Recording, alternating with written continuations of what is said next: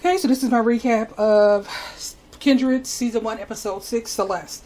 So, basically Dana and Kevin, they spent the night talking. Kevin told her about the first time he did acid, and him and his friend sat in a circle and basically called off like chain stores like Walmart and CVS and all that. Why? I don't know. That's what they chose to do. I just ended up sitting cross-legged next to my friend in a tent, just chanting the names of chain stores. And they were also kind of like brainstorming how she can get them to go back to 2016. And he was like, well, maybe I could stab you. And she was looking at him like, what? And he said, maybe I can get somebody else to stab you. And so they just laughed. Got it. I hire someone else to stab you. No. And so before they knew it, the sun was up. And she had to steal away to the attic because she didn't want Margaret to catch her in the room. So Dana is now reading to Rufus. And you can see Carrie is there. What marks were there of any other footstep? And how is it possible a man should come there? Margaret walks in with Kevin and basically told Dana that she didn't want her reading to Rufus anymore. And of course he was not happy about that. And she basically said that she wanted him to focus on his piano lessons. And he was like, I don't want to play no piano. He just wasn't for it. Your piano lessons start presently. I don't want any damn piano lessons. Rufus Whalen.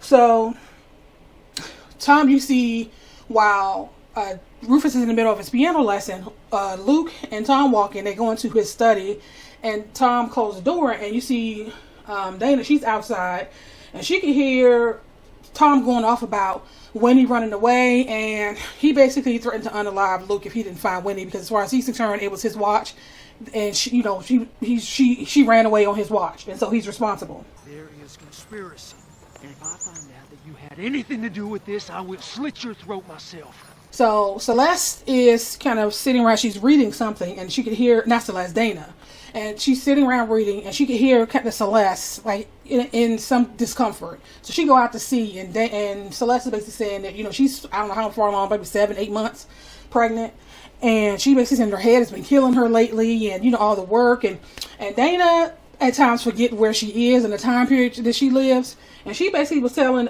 Celeste, like, you shouldn't be doing this is too strenuous for you. And basically Celeste looked at her like, bitch, don't you think I know that? Like, I'm like, you looking at Dana like, do you think that she has the choice of whether or not to work? It's really hot. You shouldn't be exerting yourself. You don't think I know that? Go and tell Miss Margaret.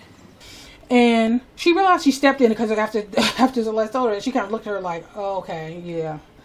So the food bell rang. They all go see what's going on. Tom, of course, has to make his decree. He took their food, basically threw it on the ground and kicked dirt on it, and basically told them that they would only get a half a square of cornbread until Winnie was found. A half square of cornbread a day until the negress is recovered. So Jake and Luke, they're at it again.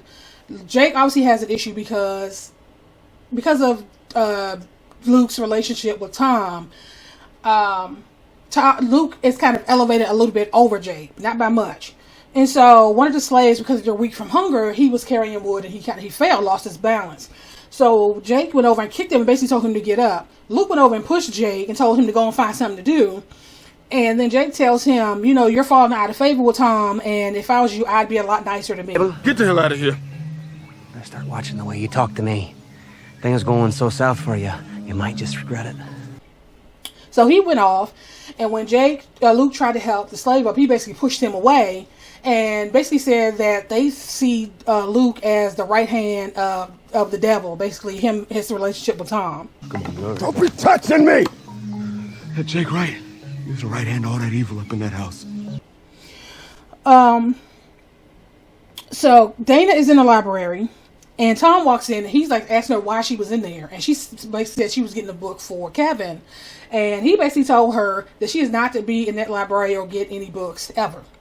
And so Kevin eventually gets to the house, and he calls him in to talk to him, and he basically said that she could get books for you, but she is not allowed to read by herself, and she's definitely not allowed to read in front of my stock, meaning her slaves. May collect books for you, but she's never to read alone while on this estate, nor in the presence of my stock. And another time, Dana forgot where she was, Kevin went up to talk to her to see how she was doing and see if she was okay. She wasn't. And he basically told her that she needed to be a little bit more careful. And she basically bit his head off, basically saying that why should I be careful and why the hell do I care about his ex-wife and his wife or whatever the case may be. Careful. I should be careful. Sorry, I forgot for a second that I wasn't a human being here. Why should I give a fuck about his dead wife? And so he's trying to figure, like, girl, I'm not the person that did it. Like, so she decided to leave because she wanted to go see Olivia to see what was going on with Winnie. And then Dana was like, wait a minute, why is she still here? And of course, Olivia had to, like, would you think it's easy to arrange for a runaway slave to get off a plantation? You know, it's like they got Uber or, you know, somewhere she could just call a cab and like, okay, just take her to Philadelphia. Why is she still here? Oh, you think it's easy finding safe passage for a runaway? And so Winnie was like, you know what, I'm just going to go back. Because she thinks that Tom's fond memories of her is going to make him forget what happened at the dinner. And Dana had to tell her, he thinks, as far as he's concerned, you poisoned his family. And if he doesn't kill you, he's going to make you wish he did. So give us some time to try to get you out of here. And she agreed to stay at Olivia's. So we get to the house. Archibald and Philippa arrive. Philippa is Archibald's daughter. They arrive for dinner. And so they're, you know, kind of talking. You see Margaret trying to play matchmaker between Rufus and Philippa, and Rufus ain't having none of it. Hello. Delighted by your acquaintance, Mr. Rufus. So they're sitting down to dinner, and Archibald is talking about his time there because he was friends with Hannah, Tom's first wife. They grew up together. He recalled some memory where they were kids running around the plantation, and her father regaling him with stories. And so while this is going on, you can see the server going around, and her stomach is growling because, of course, he's only giving them half a square cornbread a day. So eventually, he got tired of it and basically kicked her out, told her to get out. Those silent days. Enough. I'm sorry, Moss. Luke runs in and tells him that he has to get to the Jezebel cabin, right? Moss, Tom, you needed by the quarters. So you get to the cabin. Celeste is there. She's in labor. She's early. And the baby is breached. And Celeste has now, she's had a seizure. And so Dana is trying to focus on helping Celeste when, Dana's trying to help focus on helping Celeste. And Olivia basically said, she's going to have to cut Celeste to get the baby out. And Dana was like, we can save them both. And you can hear Tom in the background saying, save the baby. When I make the cut, I need you to pull the baby out by the feet. Wait, what about Celeste? Save the child. But unfortunately, the baby and Celeste died. And so Tom is devastated because Celeste was his partner. And so he saw the baby and he was like, this hair. So he realized that the baby wasn't even his, it was Tom's baby. So he get this look he gave Tom, but I mean, it was terrible. This hair.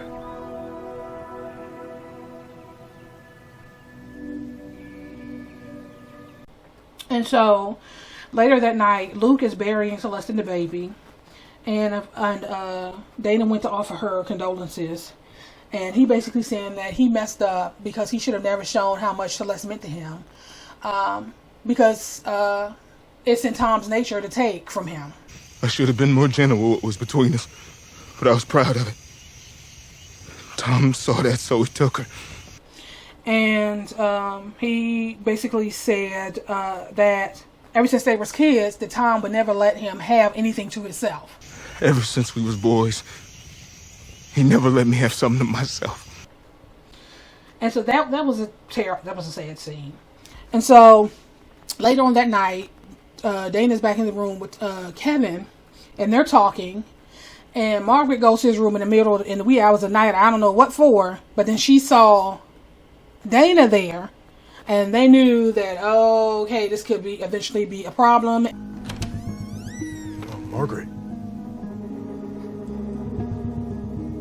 And that is pretty much how this episode ends.